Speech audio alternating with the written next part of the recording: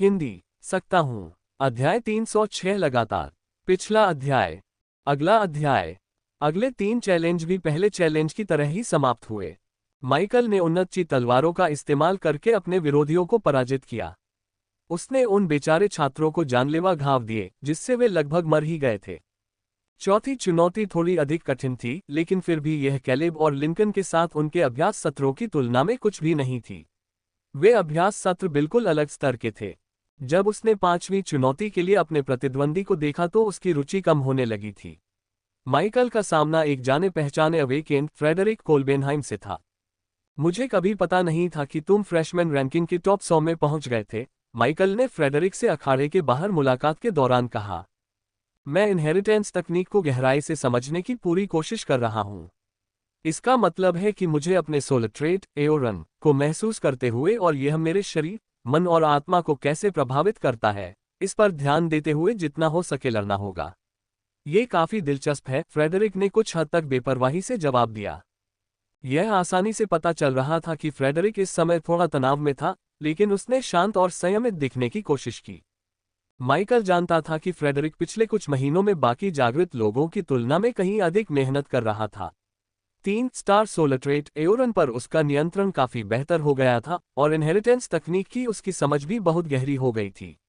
उसकी आत्मा को उसके वायु तत्व से जुड़े सोलर ट्रेट के अनुरूप ढाल दिया गया था और उसके दिमाग को केवल वायु तत्व पर बेहतर नियंत्रण पाने के उद्देश्य से परिष्कृत किया गया था। ये कहा जा सकता है कि फ्रेडरिक का संपूर्ण अस्तित्व वायु तत्व से जुड़ा हुआ था। समय बीतने के साथ साथ उसका नियंत्रण तेजी से बढ़ता गया और उसकी सोलर ट्रेट की ऊर्जा खपत में काफी कमी आई। कुछ ही महीनों में अपनी इनहेरिटेंस तकनीक को तीसरे चरण तक पहुंचाने के अलावा फ्रेडरिक ने टियर 2 में भी तरक्की की। वॉर रून के परिष्करण स्तर के मामले में फ्रेडरिक पूरे वर्ष के शीर्ष 25 खिलाड़ियों में शामिल थे। यह उपलब्धि उनकी कड़ी मेहनत का प्रमाण है, जिसके दम पर उन्होंने खुद को मजबूत बनाया और माइकल से अंतर कम किया। तुमने खूब मेहनत की है। शाबाश, माइकल ने कहा, जिस पर फ्रेडरिक ने उपहास उड़ाया। माइकल के शरीर को देखकर फ्रेडरिक समझ गया कि माइकल को होश आ गया है। वह राक्षस जिसे वह पहले जानता था वापस लौट आया था। चलिए शुरू करते हैं। हमें आपस में औपचारिक बातें करने के बजाय ये दिखाना चाहिए कि हम कितने मजबूत हो गए हैं, फ्रेडरिक ने अखाड़े की ओर मुड़ते हुए कहा। वह पहले अखाड़े में दाखिल हुआ और बेसब्री से माइकल का इंतजार करने लगा। फ्रेडरिक के स्वभाव को देखकर माइकल सुखद रूप से आश्चर्यचकित हुआ। ऐसा लग रहा था कि पिछले कुछ महीनों में उसमें काफी बदलाव आ गया है। शायद उसे यह एहसास हो गया था कि वह कोई विलक्षण प्रतिभा वाला छात्र नहीं है और सैफायलेक मिलिट्री अकादमी में असली विलक्षण प्रतिभा वाले छात्रों से प्रतिस्पर्धा करने के लिए उसे कड़ी मेहनत करनी होगी। 3 स्टार सोलर ट्रेट होना 5 स्टार या 6 स्टार सोलर ट्रेट वाले प्रतिभाशाली योद्धाओं की तुलना में एक गंभीर नुकसान था। हालांकि उच्च दक्षता और उचित तकनीकों, जैसे कि इनहेरिटेंस तकनीक जो संपूर्ण अस्तित्व को सोलर ट्रेट से जोड़ने पर केंद्रित थी, के साथ 3 स्टार सोलर ट्रेट को नियंत्रित करने का मतलब था कि फ्रेडरिक संभवतः 4 स्टार सोलर ट्रेट वाले अधिकांश लॉर्ड से अधिक शक्तिशाली था। शायद 5 स्टार सोलर ट्रेट और उसी रैंक के वॉर रून वाले कुछ लॉर्ड्स को भी फ्रेडरिक से निपटने में कठिनाई होती। इसी वजह से माइकल थोड़ा उत्सुक भी था। फ्रेडरिक के साथ उसकी लड़ाई अप्रत्याशित होने वाली थी। माइकल के अखाड़े में प्रवेश करते ही माइकल फैंग और फ्रेडरिक कोल्बेनहाइम के बीच चुनौती शुरू हो गई। माइकल फैंग ने ड्रैगन माइट और वाइवनटूथ स्पीयर को बुलाया। अगले ही पल वह तैयार हो गया और फ्रेडरिक की हरकतों पर ध्यान देने लगा। हालांकि फ्रेडरिक ने बस एक विशाल छड़ी को प्रकट किया। छड़ी के शीर्ष पर एक बड़ा पन्ना रत्न जड़ा हुआ था। जैसे ही फ्रेडरिक ने छड़ी को छुआ, उससे एक तेज चमक निकली और उसके परिणामस्वरूप उसके चारों ओर तेज हवाएं चलने लगीं। लड़ो! रेफरी की चीख अखाड़े की घंटी के साथ गूंज उठी। माइकल और फ्रेडरिक दोनों एक साथ आगे बढ़े। माइकल ने सहज रूप से 3 स्तरों की संवर्धन क्षमता का उपयोग करते हुए ईगल आइज का प्रयोग किया और अखाड़े में चारों ओर मूल ऊर्जा के निशान देखे। इसके बाद उसने 6 ची तलवारें उत्पन्न की जो ऊर्जा के विस्फोट के साथ मुक्त हुई। इसके बाद माइकल ने जमीन पर जबरदस्त ताकत से लात मारते हुए आगे की ओर छलांग लगाई। फ्रेडरिक ने माइकल की कुछ चुनौतियों को देखा था, इसलिए उसे आगे क्या होगा इसका कुछ आभास था। वह माइकल की ओर नहीं बढ़ा क्योंकि उसे पता था कि चांदी की तलवारें उस पर हमला करेगी।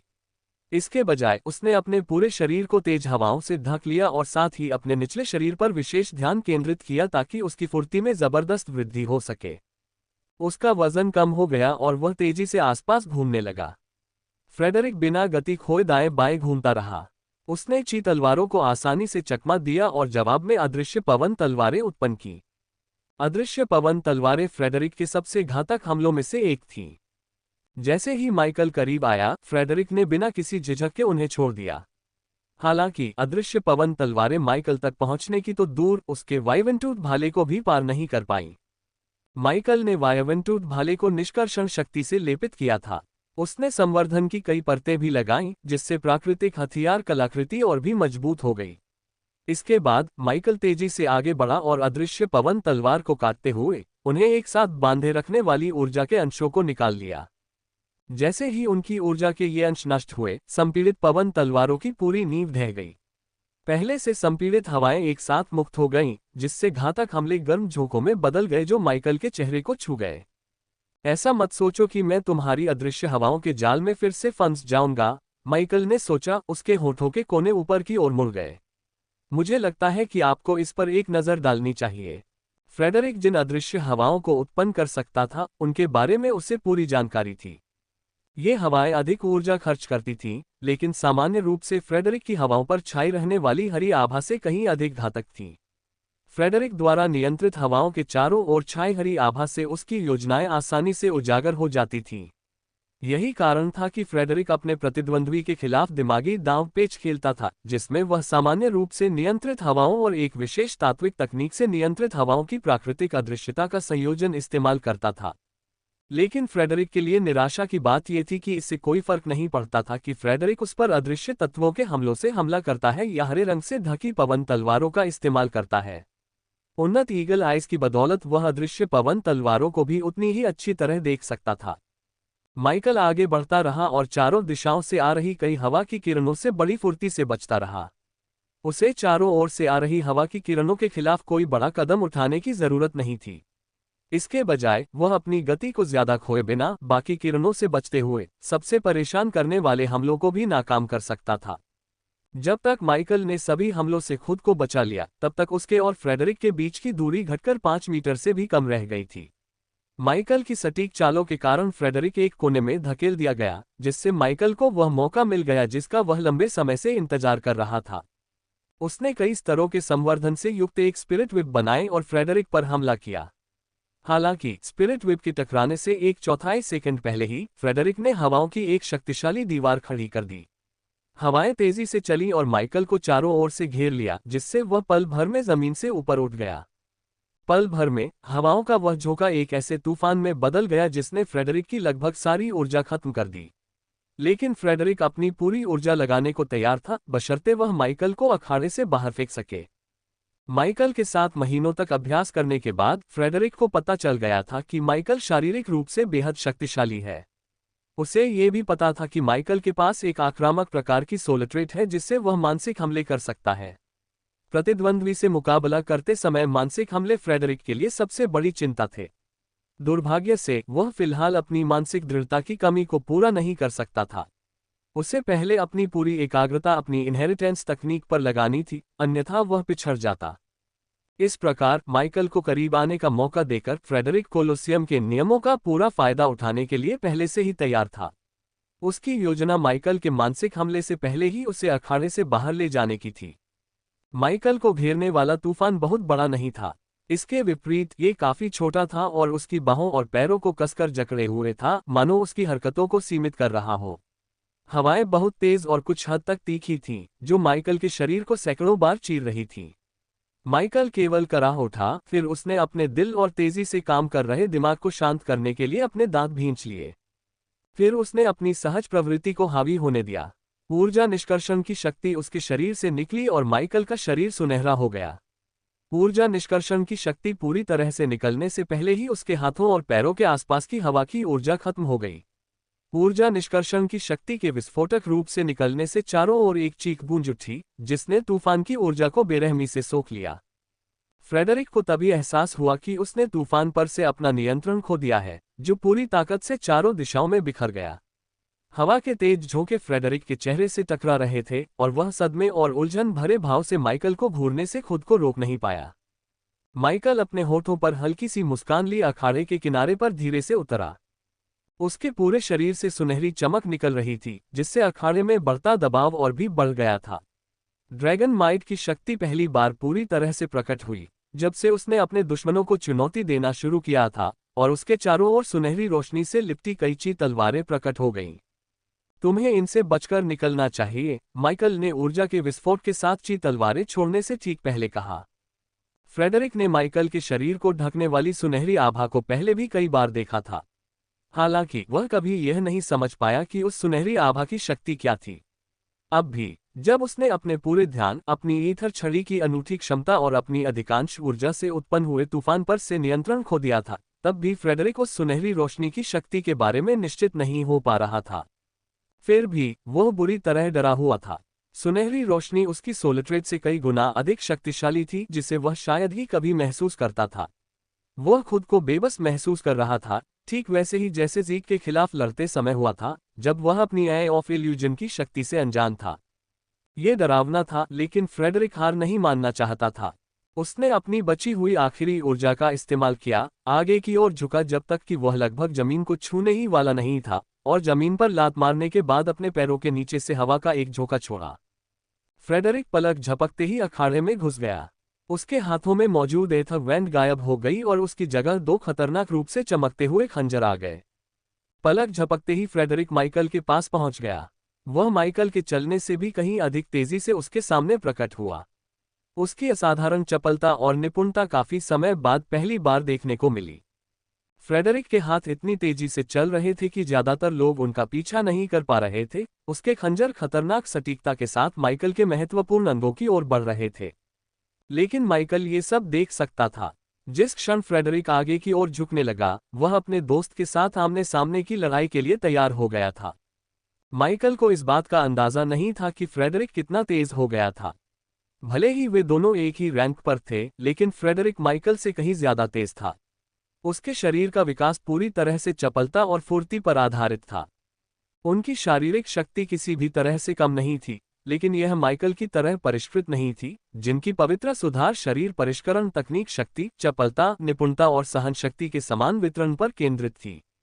दुर्भाग्यवश फ्रेडरिक एक महत्वपूर्ण बिंदु पर विचार करना भूल गया। माइकल अभी भी ऊर्जा से भरपूर था और 3-5 परतों वाले उन्नत स्पिरिट विप उसके चारों ओर मंडरा रहे थे, जो किसी भी क्षण फ्रेडरिक पर हमला करने के लिए तैयार थे। लोगों को खुश करने वाला। जब 5 परतों वाली उन्नत स्पिरिट विप्स फ्रेडरिक के दिमाग पर टूट पड़ी, तो उसकी दुनिया उलट-पुलट हो गई। फ्रेडरिक को मानसिक हमले की आशंका तो थी, लेकिन लगातार 3 हमले उसके लिए असहनीय थे। उसके पास अपने मस्तिष्क को बचाने के लिए भी ऊर्जा नहीं बची थी। फ्रेडरिक मानसिक हमले का सामना बिना किसी सुरक्षा के नहीं कर सका। उसकी सारी ऊर्जा खत्म हो गई। वह दर्द से कराह उठा और गिरने से ठीक पहले उसकी नाक से खून बहने लगा। मुझे आश्चर्य है कि क्या एक्सट्रैक्शन जैसी किसी चीज के लिए भी वंशानुक्रम तकनीकें मौजूद हैं, माइकल ने फ्रेडरिक को घूरते हुए सोचा। उसका दोस्त बेहोश होकर उसके सामने जमीन पर पड़ा था, लेकिन उसका पूरा ध्यान फ्रेडरिक द्वारा 3 स्टार सोलट्रेड के जरिए दिखाई गई शक्ति पर केंद्रित था। एरोएन एक दुर्लभ तत्व प्रकार का सोलट्रेड था जो भौतिकीकरण पर केंद्रित था। यह अधिकांश 3 स्टार सोलट्रेड से अधिक शक्तिशाली था, और यही कारण था कि फ्रेडरिक प्रथम वर्ष के शीर्ष 100 छात्रों में शामिल था। दुर्भाग्य से फ्रेडरिक के पास माइकल को हराने का कोई तरीका नहीं था। एक्सट्रैक्शन की शक्ति बहुत अधिक थी। माइकल के पास सीसुरियम मेंटा की मन शोधन तकनीक के कारण दृढ़ इच्छाशक्ति और उच्च मानसिक शक्ति थी, और एक्सट्रैक्शन एक 6 स्टार सोलट्रेड था। फ्रेडरिक के तूफान पर काबू पाना उसके लिए ज्यादा मुश्किल नहीं था। फिर भी माइकल प्रभावित हुआ। उसे उम्मीद नहीं थी कि फ्रेडरिक इतने कम समय में इतना शक्तिशाली हो जाएगा। अगर फ्रेडरिक एरोइन के साथ सबसे शक्तिशाली चालों का इस्तेमाल करना सीख लेता, तो वह युद्ध के मैदान में एक खतरनाक योद्धा बन जाता। ये जानकर अच्छा लगा। शायद जब मैं तुम पर पूरी तरह से भरोसा कर लूंगा, तो मैं तुम्हारे सोलट्रेड में थोड़ी मदद कर सकूंगा, माइकल ने सोचा। उसे महसूस हो रहा था कि फ्रेडरिक को इस तरह पीछे छोड़ना शर्म की बात है। फ्रेडरिक में युद्ध कौशल की अद्भुत क्षमता थी, और अब जब उसने अपनी पूरी ताकत से मजबूत होने पर ध्यान केंद्रित किया, तो वह ये सुनिश्चित कर सकता था कि वह अपने परिवार के पास मौजूद संपत्ति का भरपूर लाभ उठा सके। कोल्बेनहाइम और ऑर्लैंडो परिवार न तो अत्यधिक प्रभावशाली कुलीन थे और न ही किसी शक्तिशाली वंश के वंशज।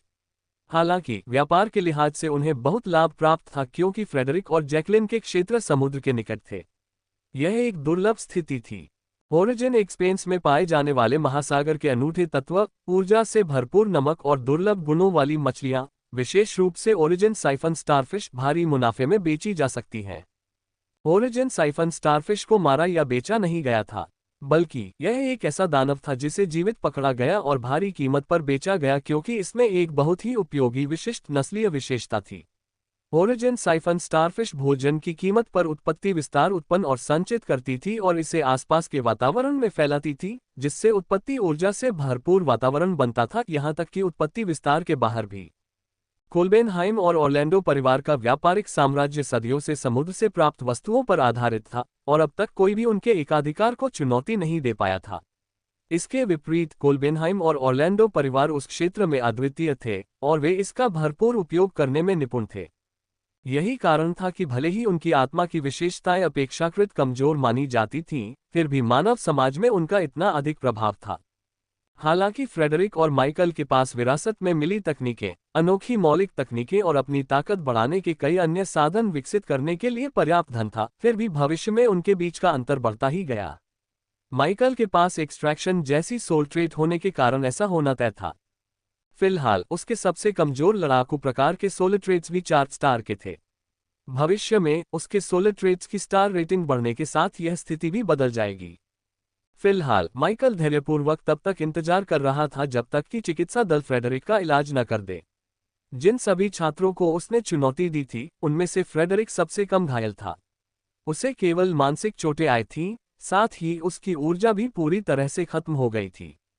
जैसे ही फ्रेडरिक को होश आया, माइकल ने उसे अपनी ऊर्जा बढ़ाने वाली गोलियों में से एक गोली दी। उसने अपने दोस्त को देखकर मुस्कुराया और उसे जमीन से उठाया। मुझे सच में समझ नहीं आता कि हर बार जब हम मिलते हैं तो तुम इतने शक्तिशाली कैसे हो जाते हो। तुम्हारी शक्ति सामान्य रूप से नहीं बढ़ रही है। तीसरे चरण की प्रारंभिक निपुणता प्राप्त पवन ऋषि का पवित्र शरीर भी तुम्हें आश्चर्यचकित करने के लिए पर्याप्त नहीं है। मुझे तुम्हारे जैसे राक्षस को मित्र के रूप में पाकर बहुत घृणा होती है। फ्रेडरिक ने माइकल की आंखों में गहराई से देखते हुए शाप दिया। कम से कम अब तुम मुझे दोस्त तो मानते हो। तुम्हें यह समझने में काफी समय लग गया, माइकल ने फ्रेडरिक की गालियों को नजरअंदाज करते हुए जवाब दिया। फ्रेडरिक ने अपनी भौहें उठाईं और हल्के से कंधे उचका दिए। उसे भी ठीक से पता नहीं था कि वे क्या थे। उनकी प्रतिस्पर्धा अच्छी थी, लेकिन जब भी माइकल उसे हराता, फ्रेडरिक के मन में घृणा और बेबसी का भाव उमड़ता था। माइकल के साथ प्रतिस्पर्धा करना मनोबल बढ़ाने का अच्छा साधन नहीं था। लेकिन सच में, तुम इतनी जल्दी ताकतवर कैसे हो रहे हो? मुझे पता है तुमने कहा था कि तुम लॉर्ड रिफ्ट में थे, जिससे ये समझ में आता है कि तुम्हें ये सिल्वर स्वॉर्ड सोल ट्रेट कहाँ से मिले, लेकिन इससे सब कुछ स्पष्ट नहीं होता। तुम सच में एक रहस्य हो, और एक राक्षस भी, अगर मैंने पहले नहीं कहा हो तो। फ्रेडरिक ने माइकल से बुरी तरह हारने के बाद अपनी निराशा को छिपाने की कोशिश करते हुए कहा।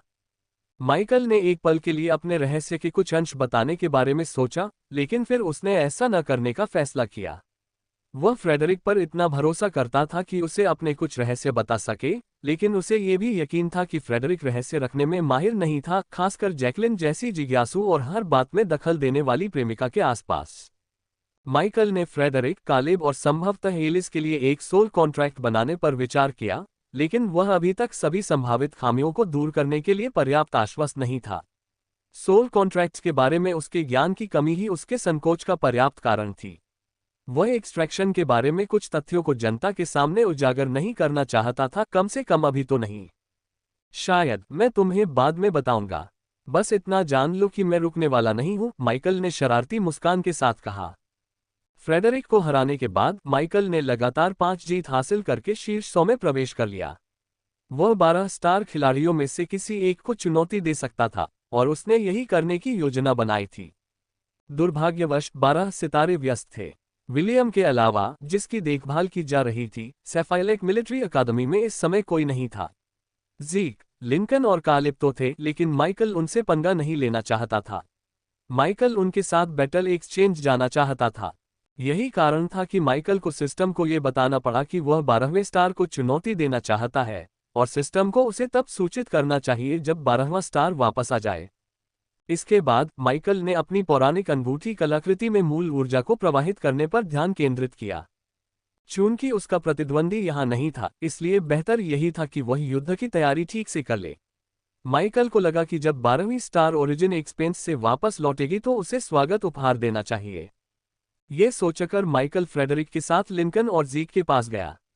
बचपन के दोस्तों ने फ्रेडरिक का हल्के फुल्के अंदाज में अभिवादन किया, न तो उन्होंने माइकल के प्रति जैसा उत्साह दिखाया और न ही अन्य छात्रों के प्रति अपने सामान्य व्यवहार की तरह दूरी बनाए रखी। फ्रेडरिक को उनके रवैये से कोई आपत्ति नहीं थी। वह जानता था कि उनकी दिलचस्पी माइकल में ज्यादा थी। आखिरकार माइकल किसी बड़े संगठन से जुड़ा हुआ नहीं था, न ही किसी उच्च परिवार या कुलीन वर्ग से संबंधित था। वह शक्तिशाली और रहस्यमय था और उसे अपना अधीनस्थ बनाना संभव होना चाहिए था। भले ही माइकल भविष्य में कभी उनका अधीनस्थ न बने, फिर भी माइकल से निपटना स्पष्ट रूप से आसान था, क्योंकि वह दयालु था और राजनीति और षड्यंत्रों में दखल नहीं देता था, बजाय अन्य वंशजों से निपटने के, जिन्हें षड्यंत्र रचना और दूसरों का शोषण करना सिखाया गया था। लिंकन को माइकल का व्यक्तित्व और उसकी दृढ़ता पसंद आई। उसे लगा कि जीक को छोड़कर माइकल ही भविष्य में उसके साथ विश्वासघात करने की सबसे कम संभावना रखता है। माइकल की दयालुता के साथ साथ इस बात ने भी उसके करीब आना आसान बना दिया। इसके विपरीत लिंकन फ्रेडरिक के बारे में क्या सोचे, यह उसे समझ नहीं आ रहा था। ये स्पष्ट था कि फ्रेडरिक और उसकी प्रेमिका दोनों बिगड़े हुए थे और एक धनी परिवार से होने के फायदों का भरपूर आनंद उठा रहे थे। उनकी आत्मा की विशेषताएं भी लिंकन की राय में कोई खास नहीं थीं। बर्बर जोड़े को स्वीकार करने का उनका एकमात्र कारण ये था कि माइकल ने उनसे दोस्ती कर ली थी और ऐसा लग रहा था कि माइकल का प्रभाव उन पर सकारात्मक रूप से पड़ रहा था। तुम किसे चुनौती देने जा रहे हो? जीक ने सीधे सीधे पूछा। जैक की स्पष्टवादिता पर माइकल ने हल्की सी मुस्कान दी। खून की चुड़ैल, या जो भी वो खुद को कहती हो। 12वां तारा, उसने पौराणिक अनुभूति कलाकृति में मूल ऊर्जा प्रवाहित करते हुए उत्तर दिया। जेक ने माइकल की मूल ऊर्जा से उत्पन्न होने वाले सूक्ष्म उतार चढ़ाव को महसूस किया। उसने लाल रंग के घेरे को देखा और अपना सिर हल्के से झुकाया। माइकल ने कुछ नहीं कहा, लेकिन उसने अपनी योजना भी नहीं छिपाई।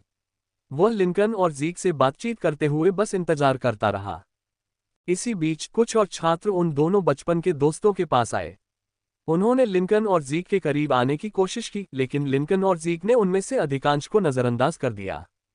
लिंकन और जीक कमजोर लोगों के साथ अपने सामाजिक दायरे को बढ़ाने में दिलचस्पी नहीं रखते थे। अगर कुछ था भी तो छात्रों को उनका ध्यान आकर्षित करने के लिए 12 सितारों में से एक होना जरूरी था। माइकल को उन दोनों के सोचने का तरीका बिल्कुल पसंद नहीं था, लेकिन वह उन्हें कुछ हद तक समझ सकता था। हर समय अजनबियों से घिरे रहना काफी परेशान करने वाला होता होगा। मैं तो जरूर परेशान हो जाता, उन्होंने एक मौके पर कहा। उनके छोटे से घेरे के चारों ओर लगभग 2 दर्जन छात्र जमा हो गए थे और सभी जीक और लिंकन से बात करने की कोशिश कर रहे थे। कुछ लोग फ्रेडरिक और माइकल से बात करने की कोशिश कर रहे थे ताकि उनके जरिए लिंकन और जीक के करीब पहुंच सकें। हालांकि माइकल ने उन्हें पूरी तरह से नजरअंदाज कर दिया। वहीं दूसरी ओर फ्रेडरिक ने पलटकर उन्हें धमकी भरे अंदाज में घूरना शुरू कर दिया।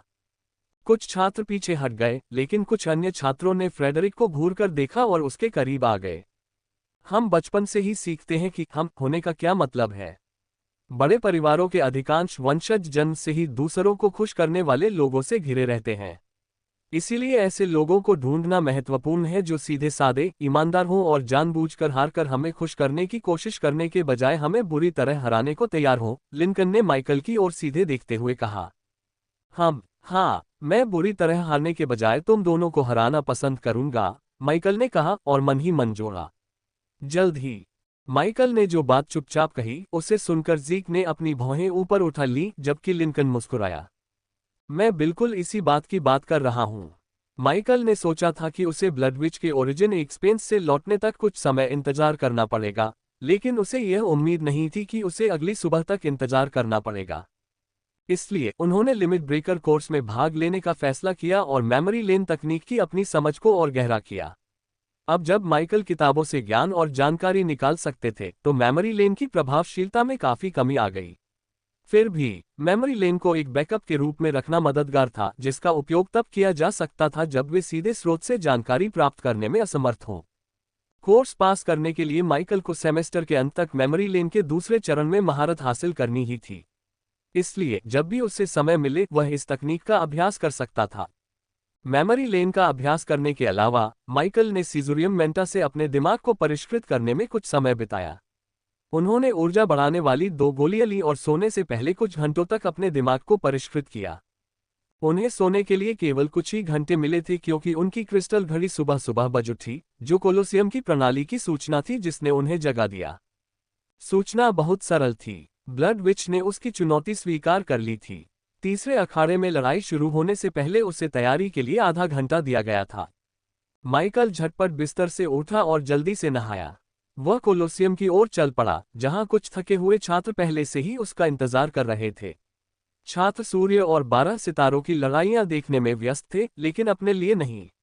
वे लड़ाइयों को रिकॉर्ड कर रहे थे और सबसे शक्तिशाली नए छात्रों की लड़ाइयों का विश्लेषण करके उनके परिणाम अन्य छात्रों को बेच रहे थे। छात्रों ने रणनीतिक रूप से सबसे शक्तिशाली नए छात्रों की शक्ति का विश्लेषण किया और उसकी तुलना अन्य शक्तियों से विस्तार से की। माइकल को ये छात्र बिल्कुल पसंद नहीं थे। उनकी घूरती निगाहों की वजह से उसके लिए बेपरवाह होकर लड़ना बहुत मुश्किल हो जाता था। माइकल को हमेशा ये याद रहता था कि कोई उसकी लड़ाई को रिकॉर्ड कर रहा है और उसकी दिखाई गई शक्तियों का विश्लेषण करेगा। उसे ये बात बिल्कुल अच्छी नहीं लगती थी। लेकिन भले ही माइकल को ये पसंद न हो, उसे लगा कि उसकी शक्ति के कुछ अंश पहले ही उजागर और विश्लेषित हो चुके हैं। इससे कोई फर्क नहीं पड़ता कि उनकी खोज में और अंश जुड़ते हैं या नहीं।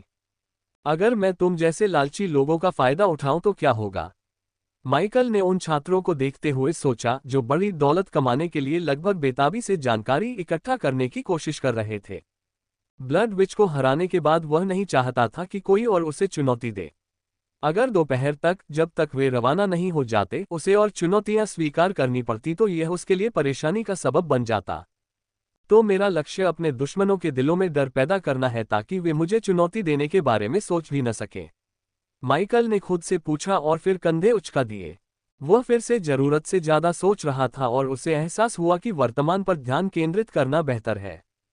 जैसे ही माइकल ने ब्लड विच को कोलोसियम में प्रवेश करते देखा, वह तीसरे अखाड़े में दाखिल हो गया। कोलोसियम से गुजरती हल्की सुबह की हवा में ब्लड विच के काले लहराते बाल फड़फड़ा रहे थे जब वह गर्व से प्रवेश द्वार से अंदर दाखिल हुई। उसका शरीर सुडौल था और उसने ऐसे कपड़े पहने थे जो उसकी खूबसूरती को और भी उभार रहे थे। रा एंड अल्फा सन omicron V epsilon L C omicron M. Michael एक नज़र में ही समझ गया कि ब्लड विच एक अभिमानी महिला थी जिसे पुरुषों का ध्यान अपनी ओर खींचना अच्छा लगता था। इसका मतलब यह नहीं था कि वह उन्हें अपने करीब आने देती थी, बल्कि वह मिलने वाले ध्यान से खुश रहती थी। क्या वह विकृत मानसिकता वाली है? माइकल ने तब सोचा जब उसकी नज़रें ब्लड विच से मिली। दर्शक उसे बड़ी दिलचस्पी से देख रहे थे। वे मंत्रमुग्ध हो गए थे और उसके हर कदम के साथ उसकी ओर खींचे चले जा रहे थे। वहीं दूसरी ओर माइकल थोड़ा असमंजस में था। ब्लड विच के चेहरे की बनावट बेहद खूबसूरत थी। वह बेहद आकर्षक थी और उसके काले लहराते बाल उसकी गोरी त्वचा पर खूब जंचते थे। हालांकि एलिस जेनोविया और टियारा की खूबसूरती के सामने ब्लड विच की सुंदरता फीकी पड़ जाती थी। अगर ब्लड विच को खूबसूरत माना जाता, तो एलिस और टियारा को अलौकिक रूप से खूबसूरत माना जाता, अछूत और पहुंच से बाहर। लो, मेरे नन्हे काले घोड़े, रक्चुएल की मोहक आवाज चारों ओर गूंज उठी जब उसने तीसरे अखाड़े में कदम रखा। वह बड़ी ही खूबसूरती से चल रही थी, फिर भी माइकल समझ गया था कि ब्लड विच की हरकतें खास तौर पर उसका ध्यान अपने स्तनों की ओर खींचने के लिए थीं। क्या तुम विकृत मानसिकता वाले हो? माइकल ने बिना सोचे समझे ही यह बात कह दी। ब्लड विच एक पल के लिए अपनी जगह पर जम गई। उसकी एक भौं हल्की सी उठी और तुरंत ही उसकी जगह एक मनमोहक मुस्कान आ गई। क्या हर कोई किसी न किसी रूप में विकृत नहीं होता? शर्माओ मत मेरे नन्हे काले घोड़े, रक्चुएल ने जवाब दिया, जिससे माइकल ने अपना सिर हिलाया। वह अखाड़े के दूसरी तरफ गया, वाइवेंटूथ भाला बुलाया और इंतजार करने लगा। मुझे लगता है कि आपको रो अल्फा पाई डी अल्फा snowball.com पर एक नज़र डालनी चाहिए। ब्लड विच ने देखा कि उसके शब्दों का उस पर कोई प्रभाव नहीं पड़ा और उसने अपने होंठ कसकर बंद कर लिए और फिर अपने वॉरून से 2 वस्तुएं निकाली। रेफरी ने दोनों प्रतिभागियों को देखकर यह सुनिश्चित किया कि वे लड़ने के लिए तैयार हैं। उसके बाद उसने अपना बायां हाथ हवा में ऊपर उठाया। अगले ही पल सायरन की आवाज के साथ उसका हाथ नीचे की ओर बढ़ा, जिससे उनकी लड़ाई शुरू हो गई। जैसे ही लड़ाई शुरू हुई, ब्लड विच ने एक शीशी हवा में उछाल दी। उसने एक गहरे काले रंग का खंजर निकाला और अपनी हथेली पर गहरा घाव कर लिया। इसके बाद उसका खंजर शीशी को भेदते हुए हवा में एक चिपचिपा काला पदार्थ फैला दिया। ये खून था, सटीक कहें तो एक दानव का खून। ब्लड विच अपनी रक्त पर नियंत्रण क्षमता के लिए जानी जाती थी। उसकी सामान्य रणनीति बहुत सरल थी। वह डेमन ब्लड की एक शीशी निकालती, खुद को काटती और डेमन ब्लड को अपने रक्त प्रवाह में मिला लेती, जिससे उसे अपनी शक्ति में अस्थायी लेकिन जबरदस्त वृद्धि मिलती थी। शरीर में लंबे समय तक डेमन ब्लड का प्रवाह खतरनाक था क्योंकि यह मानव शरीर के लिए विषैला था, लेकिन कुछ मिनटों के लिए ऐसा करना कोई समस्या नहीं थी। अपने रक्त पर सटीक नियंत्रण होने के कारण ब्लड विच युद्ध समाप्त होने के बाद आसानी से डेमन ब्लड को शरीर से बाहर निकाल सकती थी। इसलिए वह आमतौर पर युद्ध की शुरुआत में खुद को काटकर और अपने रक्त प्रवाह में डेमन ब्लड डालकर उसी रणनीति का पालन करती थी। दुर्भाग्यवश इस बार उनका सामना माइकल से हुआ, जो उनसे जरा भी विचलित नहीं हुआ।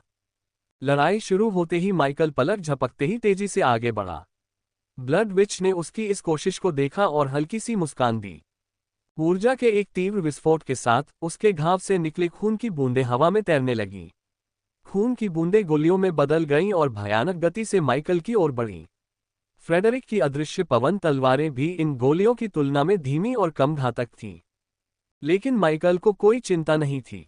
उसने एक्सट्रैक्शन की शक्ति का एक जोरदार विस्फोट किया और अपने पूरे शरीर को सुनहरी चमक से ढक लिया। इसके बाद माइकल ने ड्रैगन माइट रिंग में कल से संचित ऊर्जा का उपयोग किया। संचित ऊर्जा एनहेंसमेंट की शक्ति में परिवर्तित हो गई थी, जिसे माइकल ने तुरंत ही मुक्त कर दिया। माइकल ने संचित संवर्धन शक्ति का उपयोग करते हुए निष्कर्षण प्रतीक पर संवर्धन की कुल 10 परतें लगाईं। ये 10 परतों वाला संवर्धन केवल 2 सेकंड तक ही रहा, लेकिन माइकल के लिए निष्कर्षण का पूरी तरह से उपयोग करने के लिए ये समय पर्याप्त से अधिक था, वह भी अपने अब तक के सबसे शक्तिशाली रूप में। एक्सट्रैक्शन को 10 परतों तक बढ़ाने से माइकल को घेरने वाली सुनहरी चमक और भी तीव्र हो गई। ये तेजी से फैल गई और उसके आसपास एक मोटी परत बना ली। खून से लथपथ गोलियां अभी भी उसकी ओर आ रही थीं और वे माइकल से टकराने ही वाली थीं कि तभी कुछ अप्रत्याशित घटित हुआ। रक्त की गोलियों की सारी ऊर्जा समाप्त हो गई और वे माइकल तक पहुंचने से पहले ही गायब हो गईं। 1/4 सेकंड बाद रक्त की गोलियां माइकल के बगल में प्रकट हुईं और फिर शक्तिहीन होकर जमीन पर गिर पड़ीं। माइकल ने खून की गोलियों को देखकर न तो अपनी गति बदली और न ही धीमा हुआ। इसके विपरीत जैसे ही उसने 10 परतों वाली उन्नत निष्कर्षण शक्ति का प्रयोग किया, उसकी गति और बढ़ गई और वह अपने चेहरे पर एक जीवंत मुस्कान लिए रक्त चुड़ैल के सामने प्रकट हुआ। उसके शरीर में जो शक्ति का प्रवाह हुआ, वैसा उसने पहले कभी महसूस नहीं किया था। ये व्यसनकारी था और उसे और अधिक पाने की लालसा जगा रहा था। जैसे ही मूल ऊर्जा, ऑक्सीजन और दानव रक्त उसके उन्नत निष्कर्षण गुंबद में समाहित हुए, उत्साह से उसका पूरा अस्तित्व भर गया। उसने सब कुछ समेट लिया, आसपास के क्षेत्र की मूल ऊर्जा को अपने में समाहित कर लिया और ब्लड विच के चारों ओर की हवा से ऑक्सीजन निकाल ली। साथ ही उसने डेमन ब्लड पर नियंत्रण कर लिया ताकि वह ब्लड विच के पास कभी न पहुंच सके। ब्लड विच ने अपनी आत्मा की शक्ति प्रकट होने के बाद पहली बार अपने रक्त और डेमन ब्लड पर से नियंत्रण खो दिया था। जब ब्लड विच ने महसूस किया कि माइकल की सुनहरी चमक की लंटें उसकी हथेली की ओर, या कहें तो उसकी हथेली पर लगे घाव की ओर तेजी से बढ़ रही हैं, तो उसकी आंखें भय से चौड़ी हो गईं। सुनहरी लंटें उसके घाव के अंदर घुस गईं और उसकी प्रतिक्रिया होने से पहले ही उसकी मूल ऊर्जा को सोख लिया। वह इतनी सदमे में थी कि सुनहरी लताओं को रोकने के लिए मानसिक दीवार खड़ी भी नहीं कर पाए और अपनी खूबसूरत आंखों में घोर सदमे के साथ माइकल को देखती रह गई। ये सदमा घोर अविश्वास और थोड़ी सी हताशा में बदल गया जब माइकल के चारों ओर छेची तलवारें प्रकट हुईं। वे रक्त चुड़ैल की ओर बढ़ीं और निर्दयता से उसकी त्वचा, मांस और जोड़ों को चीरती चली गईं। ब्लड विच के होंठ खुले और वह अपनी पूरी ताकत से चीखने ही वाली थी कि उसे एहसास हुआ कि उसके आसपास का वातावरण पूरी तरह से शांत हो गया है। वहां न कोई आवाज थी, न कोई गंध, न कोई ऊर्जा। ऐसा लग रहा था मानो उसके चारों ओर समय थम गया हो।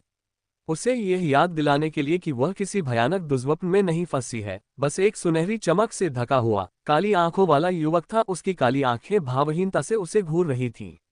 विच के खिलाफ माइकल की जीत की खबर जंगल की आग की तरह फैल गई। 10 मिनट से भी कम समय में लिंकन और कालेब ने उसे फोन करके पूछताछ की। उन्हें कुछ कॉल आने की उम्मीद थी, लेकिन उन्होंने कोई कॉल नहीं उठाए। इसके बजाय उन्होंने उन्हें कैफेटेरिया में मिलने के लिए कहा क्योंकि उन्हें भूख लगी थी। माइकल थोड़ा थका हुआ था, शारीरिक रूप से अधिक मानसिक रूप से, इसलिए उसने उन्हें बातचीत करने के लिए बुलाया जबकि वह अपना खाली पेट पूरी तरह से भर लेगा। कैंटीन जाते समय माइकल ने देखा कि कुछ छात्र उसे अजीब नजरों से देख रहे थे। उसने अपना ध्यान केंद्रित करने और उनकी निगाहों को नजरअंदाज करने की कोशिश की, लेकिन उसके मन में जो सम्मान और भय का भाव था वह इतना तीव्र था कि उसे पूरी तरह से अनदेखा करना संभव नहीं था। जैसे जैसे उसके सहपाठी उसे घूरते रहे, माइकल के दिल में गर्व की भावना बढ़ती गई। कैंटीन में प्रवेश करने के बाद जब वे निगाहें हट गईं, तब भी यह भावना नहीं बदली। अभी सुबह का समय था, इसलिए कैंटीन लगभग खाली थी। रात की शिफ्ट के कुछ ही रसोइये मौजूद थे। रात में कैंटीन में छात्रों की कमी से वे ऊब रहे थे, लेकिन माइकल को देखकर वे खुश हो उठे। माइकल को इस बात की खुशी थी कि सैफाइर लेक मिलिट्री अकादमी कैंटीन में 24 घंटे सेवा उपलब्ध कराने पर अड़ी हुई थी। पढ़ाई और अपने क्षेत्र के विकास के बीच तालमेल बिठाते हुए हर किसी के पास अपने भोजन का समय ठीक से तय करने का समय नहीं होता था। इसलिए किसी भी समय कैंटीन में कुछ ही छात्र मौजूद रहते थे। अरे बूढ़े शातिर बदमाश, क्या तुमने सचमुच ब्लड विच को 2 सेकंड में हरा दिया? माइकल को 2 बड़ी प्लेटें उछालते हुए एक खाली मेज की ओर जाते देख लिंकन ने उत्तेजित होकर चिल्लाया।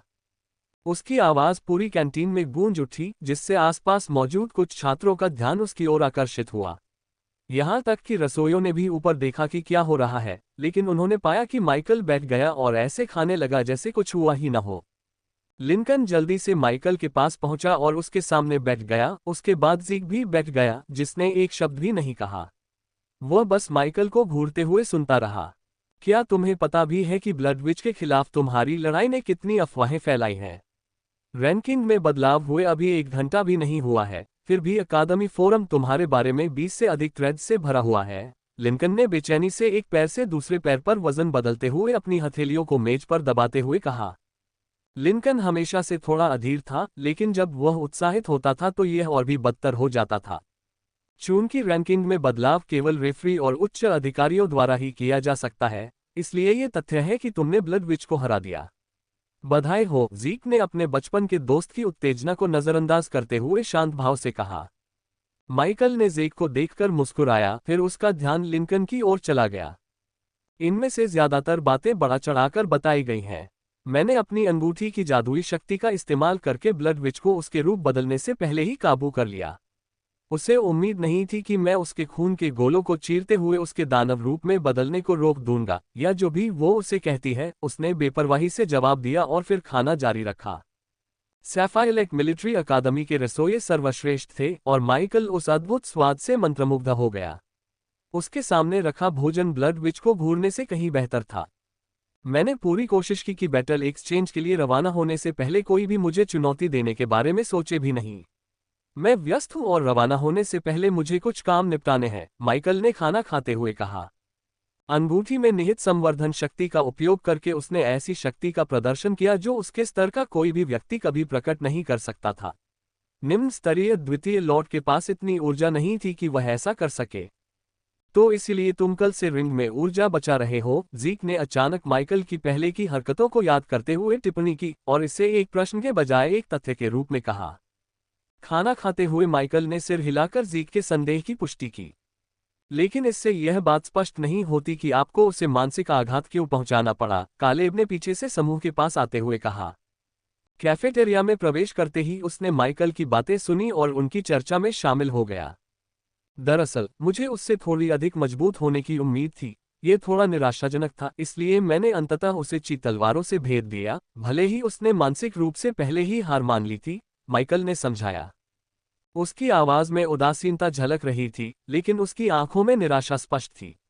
उसके चेहरे के भाव देखकर माहौल थोड़ा खुशनुमा हो गया।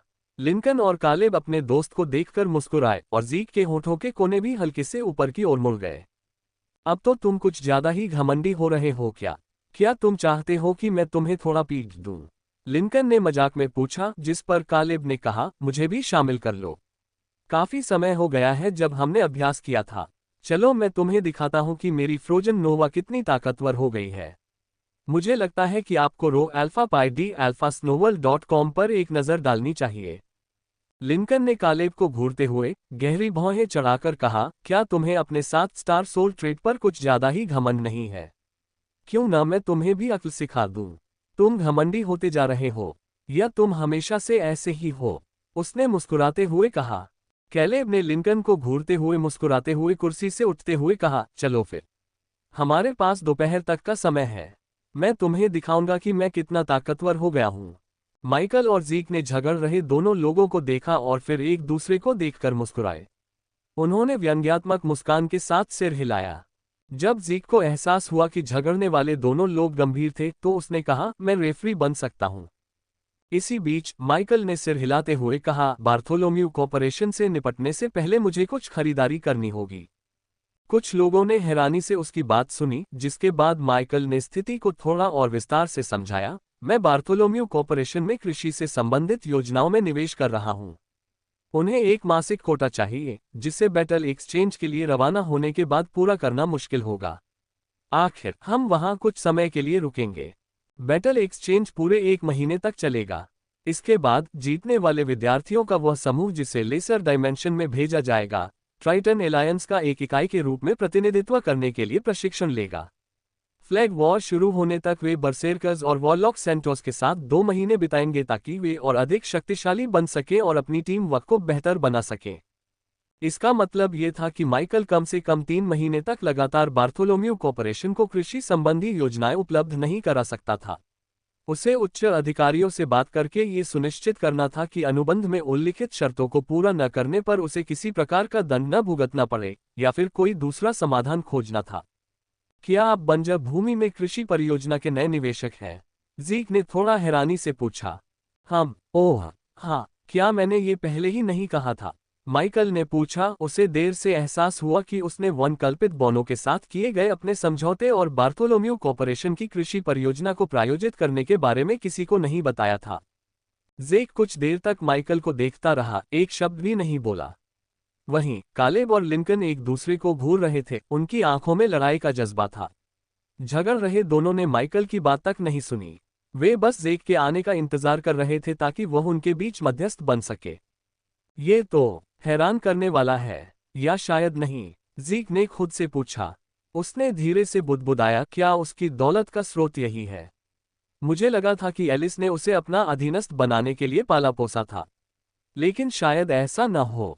ये शब्द ज़ेक के मुंह से अनजाने में ही निकल गए।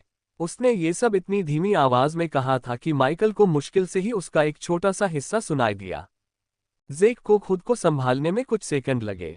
उसका चेहरा फिर से भावहीन हो गया और वह जाने के लिए उठ खड़ा हुआ। लगता है मैंने तुम्हें कमा का। लगता है एलिस को मछलियों के बीच एक शार्क मिल गई है, ज़ीक ने बड़बड़ाते हुए कहा और फिर मुड़कर लिंकन और कालेब को जाने का इशारा किया। माइकल ये तो नहीं समझ पा रहा था कि ज़ीक के मन में क्या चल रहा है, लेकिन ज़ीक को एक सामान्य इंसान की तरह प्रतिक्रिया करते देखना उसके लिए सुखद आश्चर्य था। उसके भावहीन चेहरे और नीरस आवाज के बजाय उसे सामान्य रूप से प्रतिक्रिया करते देखना कहीं बेहतर था। अपने दोस्त के जाने के बाद माइकल ने खाना जारी रखा। उसने क्रिस्टल घड़ी की होलोग्राफिक स्क्रीन खोली और एलिस और बर्बर दंपति से मिले संदेश देखे, जिन्होंने ब्लड विच के साथ उसकी लड़ाई के बारे में भी सुना था। इसके बाद उसने अकादमी फोरम खोला और देखा कि उसके बारे में कितनी अतिरंजित बातें लिखी जा रही थीं। माइकल ने कुछ मिनटों तक संदेशों को पढ़ा। उसने अपने सिर के पीछे खुजली की और हल्की सी मुस्कान दी। उन्होंने सच में बड़ा चढ़ाकर नहीं कहा। अपनी क्षमता से अधिक शक्तिशाली शक्तियों का उपयोग करना गलत नहीं लगता, क्योंकि मैंने ड्रैगन माइट के भंडारण की मदद से 10 स्तरीय संवर्धन का उपयोग किया था, और मैंने ब्लड विच को उसके रूपांतरित होने से पहले ही पराजित कर दिया था। हो सकता है मैंने ब्लड विच को आघात न पहुंचाया हो, लेकिन चिकित्सकों द्वारा इलाज किए जाने के बाद वह जमीन पर मछली की तरह तड़प रही थी, इसलिए हो सकता है उसे आघात पहुंचा हो। माइकल को थ्रेड्स पढ़ते हुए थोड़ा बुरा लगा। उसे यह जानकर सचमुच आश्चर्य हुआ था कि ब्लड विच उसकी अपेक्षा से कहीं अधिक कमजोर थी। उसने सोचा था कि जीत हासिल करने के लिए उसके हमले आवश्यक थे। दुर्भाग्य से उसे इस बात का एहसास नहीं था कि 10 परतों के संवर्धन के साथ एक्सट्रैक्शन कितनी अधिक शक्तिशाली हो गई थी। ब्लड विच बिल्कुल भी प्रतिक्रिया नहीं दे पाई थी, जिसका मतलब यह था कि माइकल की चीसवॉर्ड्स की कोई आवश्यकता नहीं थी। उन थ्रेड्स में उसे एक निर्दयी और क्रूर जागृत व्यक्ति के रूप में वर्णित किया गया था जिससे हर कीमत पर बचना चाहिए। सभी थ्रेड्स पढ़ने के बाद माइकल को भी खुद पर थोड़ी घृणा महसूस हुई, लेकिन फिर भी ऐसा नहीं था कि उसे पहले ही चुप रहना चाहिए था। पूरी ताकत लगा देना ही बेहतर था। माइकल को लगा था कि जब वह अनुबंध पूरा करने में अपनी असमर्थता और उससे उत्पन्न समस्याओं के बारे में बताएगा, तो बार्थोलोम्यू कॉर्पोरेशन हंगामा खड़ा कर देगा। हालांकि दुकान प्रबंधक ने केवल हेलेन एस्कलन को फोन किया, जिन्हें पहले से ही उसकी स्थिति के बारे में जानकारी थी। आप कुछ महीनों तक ब्लूप्रिंट उपलब्ध नहीं करा पाएंगे। आप मुझे यही बताने वाले थे, है ना? हेलेन एस्कलन ने माइकल से उनके होलोग्राफिक वीडियो कॉल शुरू होने के कुछ ही सेकंड बाद पूछा, फालतू की बातचीत की परवाह किए बिना। वह गुस्से में या परेशान नहीं लग रही थी, जिससे माइकल थोड़ा हैरान हुआ। उसे उम्मीद थी कि हेलेन एस्कलन हंगामा करेगी, क्योंकि माइकल के निवेश शुरू होने के तुरंत बाद कई महीनों तक उन्हें ब्लूप्रिंट की कमी का सामना करना पड़ेगा। वह अपनी भावनाओं को नियंत्रित करने में वाकई बहुत माहिर हैं। एक कार्यकारी निदेशक से यही उम्मीद की जाती है। माइकल ने हेलेन एस्कलन की ओर हल्के से सिर हिलाते हुए सोचा, ये काफी समस्याग्रस्त होगा और यह ऐसी चीज नहीं है जिसे हम स्वीकार कर सकते हैं। हमने पहले ही अपनी योजनाओं में बदलाव कर लिया है और हम कृषि प्रकार की योजनाओं के स्थिर प्रवाह पर निर्भर हैं। हेलेन एस्कलन ने आगे कहा, जिससे माइकल ने मन ही मनाह भरी। उनके मन में जो विचार थे वे उस समय बिखर गए जब उन्हें पता चला कि कृषि परियोजना की विकास योजनाओं को उनके द्वारा भेजे गए ब्लूप्रिंट के अनुसार पहले ही समायोजित कर लिया गया है। ये बात स्पष्ट तो थी ही, लेकिन इससे पूरी स्थिति थोड़ी और जटिल हो गई। उसके लिए क्षमा करें, ऐसा नहीं है कि मैं। माइकल कुछ कहने ही वाला था कि हेलेन एस्कलन ने हाथ उठाकर उसे रोक दिया। बहाने बनाने की कोई जरूरत नहीं है। मुझे आपसे कभी उम्मीद नहीं थी कि आप स्नातक होने तक सैफाइलेक मिलिट्री अकादमी में रहेंगी। आप युवा हैं और प्रतिभा से भरपूर हैं। मैंने आपके बारे में जानकारी जुटाई थी और मुझे लगा था कि आप बैटल एक्सचेंज में भाग लेंगी। हालांकि मुझे इस साल आपकी भागीदारी की उम्मीद नहीं थी। मुझे लगा था कि यह समस्या अगले साल होगी, इस साल नहीं। हेलेन एस्कलन ने बिना कुछ छिपाए यह बात कही। पिछली मुलाकात की तुलना में हेलेन एस्कलन पहले से कहीं अधिक शांत लग रही थी। माइकल को लगा था कि कृषि परियोजना से 18% लाभ का हिस्सा छीन लेने के कारण हेलेन उनसे नाराज होंगी, लेकिन स्थिति इसके बिल्कुल विपरीत थी। हेलेन ने विश्वास और सम्मान की झलक के साथ उसकी ओर देखा। वह उसके बातचीत कौशल, इतने कम समय में इतनी सारी कृषि प्रकार की ब्लूप्रिंट प्राप्त करने की उसकी क्षमता और इस तथ्य का सम्मान करती थी कि वह एक मजबूत पारिवारिक पृष्ठभूमि के बिना भी बैटल एक्सचेंज में भाग लेने के लिए पर्याप्त रूप से सक्षम था। मैंने अपने एक जागृत शिष्य को सैफाइलेक मिलिट्री अकादमी भेज दिया है। वह वहां पहुंच चुका होगा। सभी औपचारिकताएं पूरी होने के बाद आप उससे मिलेंगे। उसके बाद वह आपके साथ मेकू जाएगा। आप उसे अपने कृषि प्रकार के ब्लूप्रिंट देंगे और वह उन्हें मुझे सौंपने के लिए ओरिजिन एक्सपेंस में प्रवेश करेगा। इस तरह आपको ब्लूप्रिंट के अपने मासिक निवेश की कमी महसूस नहीं होगी, सिवाय इसके कि यदि आप शुरू से ही पर्याप्त ब्लूप्रिंट प्राप्त करने में असमर्थ हों। माइकल ने हेलेन से अभी एक वाक्य से ज्यादा कुछ नहीं कहा था, फिर भी उसकी समस्याएं मानो हवा में गायब हो गई थीं। तुमने एक जागृत व्यक्ति को मेरे पीछे पीछे अकादमी भेजा। ये तो काफी चालाकी भरा काम है। माइकल ने एक पल बाद स्वीकार किया। मेकू में बरसेरकाज और वॉलॉक सेंटोस से मिलने पर उसने बार्थोलोम्यू कॉर्पोरेशन को ब्लूप्रिंट भेजने के लिए एक अवेकेंट को कुरियर के रूप में इस्तेमाल करने की संभावना के बारे में सोचा भी नहीं था। क्या मैं उसकी सुरक्षा के लिए जिम्मेदार रहूंगा या वह अपना ख्याल खुद रख सकता है? माइकल ने अपनी एकमात्र चिंता प्रकट करते हुए पूछा। जागृत आत्माओं पर ध्यान देने में माइकल को कोई आपत्ति नहीं थी, लेकिन वह एक व्यस्त व्यक्ति भी था। मेकू में किसी की देखभाल करना माइकल की इच्छा नहीं थी। उसके पास इसके लिए पर्याप्त समय भी नहीं था। तुम्हें मेरी देखभाल करने की जरूरत नहीं है। इसके विपरीत, अगर कुछ हुआ तो ज्यादा संभावना यही है कि मुझे तुम्हारी देखभाल करनी पड़ेगी। बार्थोलोम्यू शॉप के पीछे वाले छोटे से कमरे में एक कर्कश बूढ़ी आवाज गूंजी। चौंककर माइकल उछल पड़ा और पीछे मुड़ गया। उसकी आंखें सुनहरी चमक उठी क्योंकि ईगल आई स्वतः ही सक्रिय हो गया था और उसके चारों ओर छेची तलवारें भी प्रकट हो गईं। युवक, अगर मैं तुम्हें मारना चाहता तो तुम्हें पता भी नहीं चलता कि तुम्हारा सिर मेज पर लुढ़क रहा होता। बूढ़ी सी आवाज फिर से सुनाई दी, इस बार माइकल के बगल में। उसे अपनी गर्दन पर किसी ठंडी चीज का स्पर्श महसूस हुआ। तभी उसके चेहरे के सामने एक झुर्रीदार उंगली प्रकट हुई। माइकल ने अपना सिर घुमाया, जहां उसने छोटे सफेद बालों और छोटी दाढ़ी वाले एक बूढ़े व्यक्ति को ध्यान से उसे घूरते हुए देखा। वह बुजुर्ग व्यक्ति कद में छोटा था और उसके हाथों और चेहरे पर झुर्रियां थीं, जो उसकी दमकती आंखों के बिल्कुल विपरीत थीं। उसकी पन्ना हरी आंखें साफ और जीवंत थीं, जो उसके अच्छे स्वास्थ्य और खुशहाली के बारे में बहुत कुछ बयां करती थीं। उनका शरीर बूढ़ा हो गया था, लेकिन बुढ़ापे के कारण मरने में उन्हें अभी युगों का समय लगेगा। मुझे लगता है कि आपको roalpha-pi-d-alpha-snowball.com पर एक नज़र डालनी चाहिए। ओह, ठीक है। माइकल बूढ़े आदमी को घूरते हुए और उसकी ताकत का अंदाजा लगाने की कोशिश करते हुए बस इतना ही कह सका। उसकी नज़र बूढ़े आदमी के दाहिने हाथ के पिछले हिस्से पर पड़ी, लेकिन माइकल को केवल एक दस्ताना दिखाई दिया जो बूढ़े आदमी के युद्ध चिन्ह को ढके हुए था। माइकल की निगाहें देखकर बूढ़ा आदमी हल्के से हंस पड़ा। उसने इस बारे में कुछ नहीं कहा, बल्कि माइकल के चेहरे से अपना बायां हाथ हटा लिया। अपनी चालाकी भरी हरकतों से युवा पीढ़ी को डराना आमतौर पर मजेदार होता था, लेकिन माइकल की प्रतिक्रिया नीरस थी। ऐसा लग रहा था मानो माइकल उससे लड़ने के लिए पूरी तरह तैयार था, भले ही उसे पता था कि उसकी मौत निश्चित है।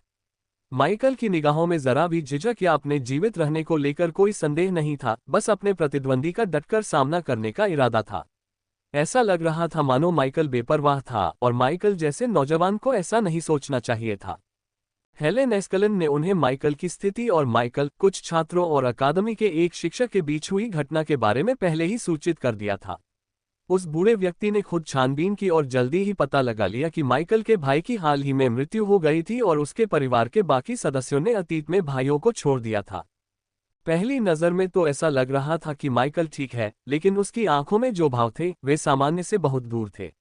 अगर उसकी उंगली की नोक चाकू होती तो गला काटते ही उसकी मौत हो जाती, लेकिन माइकल ऐसा लग रहा था जैसे वह ऐसी स्थिति को संभालने में सक्षम हो, जबकि असल में ऐसा बिल्कुल नहीं था। माइकल के लिए केवल दूसरे दर्जे का लॉर्ड होते हुए उस बूढ़े आदमी का सामना करना नामुमकिन था। नमस्कार महोदय, मैं माइकल फोन हूँ। आपसे मिलकर खुशी हुई, माइकल ने शांत भाव से अपना परिचय दिया। वह अब भी बूढ़े व्यक्ति के दाहिने हाथ को घूर रहा था, लेकिन उसे कुछ भी नजर नहीं आया। वह अब भी यह नहीं बता पा रहा था कि बूढ़ा आदमी कितना ताकतवर था। मुझे उसकी उपस्थिति का एहसास नहीं हुआ, और जब वह मेरे बगल में प्रकट हुआ तो ईगल आइज भी उसकी हलचल का पता नहीं लगा सका। उस बूढ़े व्यक्ति ने कमरे में आने जाने के लिए मूल ऊर्जा का भी इस्तेमाल नहीं किया। उसकी शारीरिक शक्ति श्री क्लेन से कई गुना अधिक है। माइकल ने मन ही मन सोचा और निष्कर्ष निकाला कि वह बूढ़ा व्यक्ति निश्चित रूप से एक उच्चतर जीवन रूप था, एक जागृत प्राणी जो तीसरे स्तर से आगे बढ़ चुका था। उन्होंने ये निष्कर्ष भी निकाला कि बार्थोलोम्यू कॉर्पोरेशन ये सुनिश्चित करना चाहता था कि मेकू में या कहीं और कोई भी उनके सबसे महत्वपूर्ण व्यक्ति माइकल को मार न सके। उन्होंने इस बात पर विचार किया कि माइकल को सैफायर लेक मिलिट्री अकादमी के बाहर खतरा हो सकता है, अन्यथा वे कृषि प्रकार के ब्लूप्रिंट के लिए संदेशवाहक के रूप में एक कमजोर दिखने वाले बूढ़े व्यक्ति को नहीं भेजते, जो वास्तव में अपार शक्ति से भरपूर था। मेरा नाम क्राफ्ट विटिन है। केतु में बेवजह झगड़ा मत करो। तुम्हारे साथ घूमते हुए मैं अपनी बूढ़ी हड्डियों को ज्यादा हिलाना नहीं चाहता, बूढ़े ने अपना परिचय दिया। उसने माइकल का हाथ पकड़ा और हल्के से हिलाया, फिर उसकी आंखें ठंडी हो गईं और उसने आगे कहा, और दूसरों से जानलेवा लड़ाई करने के बारे में सोचना भी मत। अगर तुमने सोचा कि युद्ध के बाद तुम अकेले ही दर्जनों टिकुरों का सामना कर सकते हो, तो मैं तुम्हारी बुरी तरह पिटाई करूंगा। मिस्टर क्लेन के साथ माइकल की लड़ाई की वीडियो रिकॉर्डिंग देखने के बाद और फिर अकादमी परिसर में प्रवेश करने के बाद क्राफ्ट विटन को मिली जानकारी से उस बूढ़े व्यक्ति ने माइकल की ताकत का अंदाजा लगा लिया था। बार्थोलोम्यू शॉप पहुंचने से ठीक पहले उसने कोलोसियम में माइकल के युद्ध रिकॉर्ड भी देखे थे, और वह अंदाजा लगा सकता था कि माइकल को खुद पर इतना भरोसा क्यों था। उसके पास कई शक्तिशाली गुण थे और परिवार के समर्थन के बिना भी वह अकादमी के सबसे प्रतिभाशाली छात्रों में से एक था। वह एक स्वनिर्मित लॉर्ड था, जिसने कई छोटे रईसों और अन्य प्रभावशाली परिवारों के वंशजों से कहीं अधिक सफलता प्राप्त की थी। कृषि परियोजना से मिलने वाले मुनाफे को देखते हुए ये तो तय था कि माइकल भी अन्य परिवारों की तरह अपने क्षेत्र में बड़ी रकम निवेश कर सकेगा, जैसे अन्य परिवार अपने बच्चों के पालन पोषण पर अपनी संपत्ति का एक बड़ा हिस्सा खर्च करते हैं। एक बार कृषि परियोजना सफल हो जाए और मुनाफा कमाने लगे, तो माइकल भी धन के मामले में बाकी सभी के बराबर हो जाएगा। तब तक माइकल की शक्ति पहले से भी कहीं अधिक तेजी से बढ़ जाएगी। इसी वजह से उसका आत्मविश्वास धीरे धीरे बढ़ता जा रहा था, जो अहंकार की हद तक पहुंच रहा था। वह शक्तिशाली था और जानता था कि आने वाले कुछ वर्षों में उसकी शक्ति और भी तेजी से बढ़ेगी। लेकिन टिकुरों को थोड़ी सी ताकत से नहीं हराया जा सकता था। उनकी युद्ध क्षमता मनुष्यों की शक्ति से कहीं अधिक थी। आमतौर पर समान रैंक और स्तर के एक टेकुर से निपटने के लिए 6 प्रतिभाशाली योद्धाओं की आवश्यकता होती थी, जिनके पास 5 स्टार सोल ट्रेट्स की उच्च महारत हो।